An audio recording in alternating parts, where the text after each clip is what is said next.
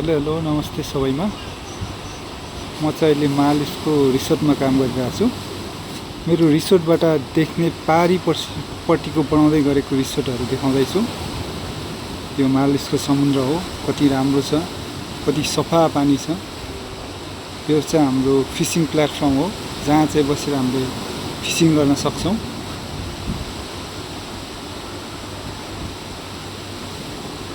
पारिपट्टि छ एउटा रिसोर्ट बन्दै, त्यो चाहिँ उनीहरूको भनाइअनुसार एटलान्टिक रिसोर्ट आउँदैछ।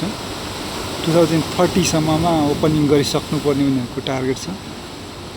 सबै ढुङ्गा माटोहरू इन्डिया र श्रीलङ्काबाट किनेर त्यहाँ समुद्रको बिचमा हालेर त्यहाँ ठाउँ बनाइरहेछ।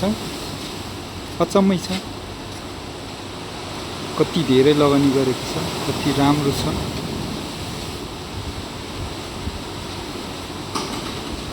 हामी बस्दै यहाँ यत्रो ठुलो जमिन तयारी पारिसकेको छ।